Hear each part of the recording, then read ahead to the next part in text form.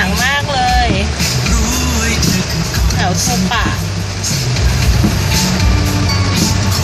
มาถึงแถวทูปะเตมีแล้ว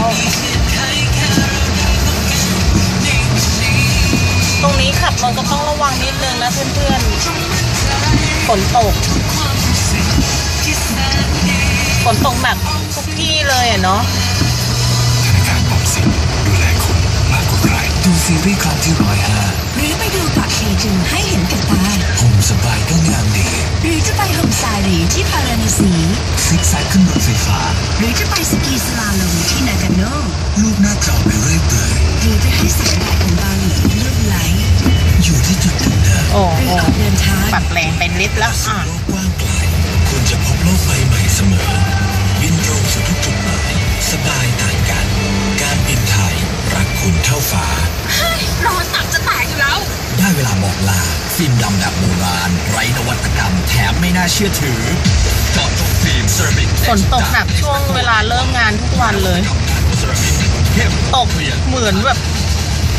นัดเวลาไว้เลยเลิกงานวันไหนก็ตกตลอดไม่เช้าก็ตกเย็น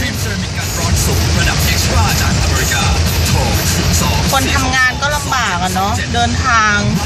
ในสิ่งที่คุณเป็นวันนี้ FWD ประกันชีวิตให้คุณมากขึ้นในทุกๆด้านพร้อมได้มากขึ้นคุ้มครองมากขึ้นให้โอกาสการลงทุนที่มากขึ้นแต่มันก็เป็นธรรมชาติแล้วนะคะ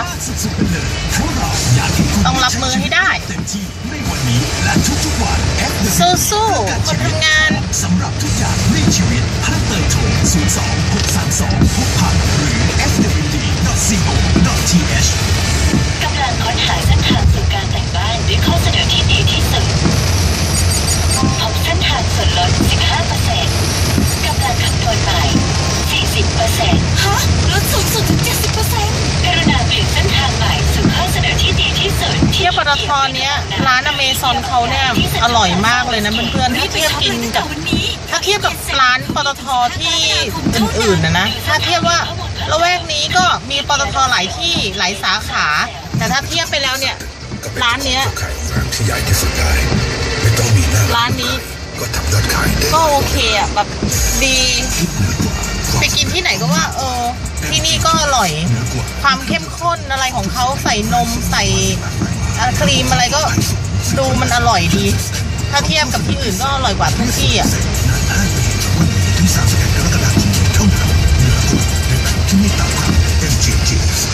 สนามกอล์ฟผ่านสนามกอล์ฟแล้วให้คุณไปได้ไกลกว่าอย่าลืมนะครับว่าเขาฉลองกันอย่าลืมไปสมัครกันได้กับบัตร Esso Smile ครับเพราะวันนี้เขาฉลองครบรอบ2 ปีใช้500คะแนนแทนเงินสด150 บาทในการเติมน้ำมันได้ที่ปั๊ม Esso ที่เดียวกับปั๊ม Esso ที่ร่วมรายการนะครับแหมวันนี้ถึง31 สิงหาคมนี้ด้วยกับ Esso ส่วนตอนนี้ครับมาทักทาย1 สัปดาห์บ้านดีกว่าออกมาจากรังสิตอ่ะเพื่อนๆจากออกมาจากที่ทำงานก็ยังไม่ตกนะ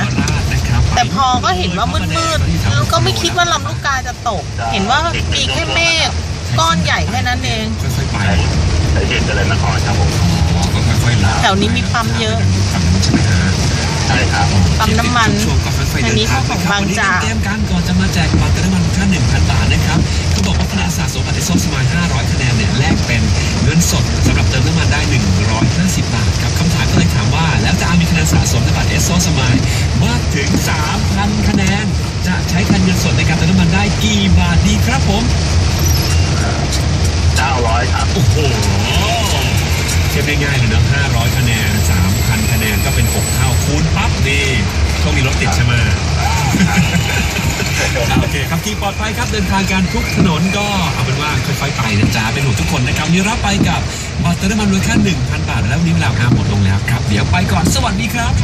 Esso Smile เติมเต็มทุกรอยยิ้มพิเศษใช้500 คะแนนแลกรับน้ำมันได้มากขึ้นวันนี้ที่ Esso คุณกำลังฟัง Cool Fahrenheit ผลิตรายการโดยกองทัพเรือร่วมกับ Coolisten รับฟังพร้อมกันทางออนแอร์ FM 93ออนไลน์ที่ coolisten.net และ on mobile ที่แอปพลิเคชัน Coolisten ด้วยคุณภาพเสียงระดับ HD+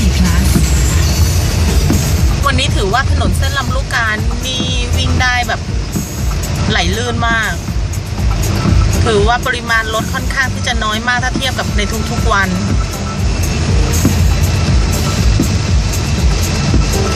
อันนี้ก็ปั๊มอีกนะเพื่อนๆปั๊มเอสโซปั๊มนี้มานานละมีมานานเก่าแล้ว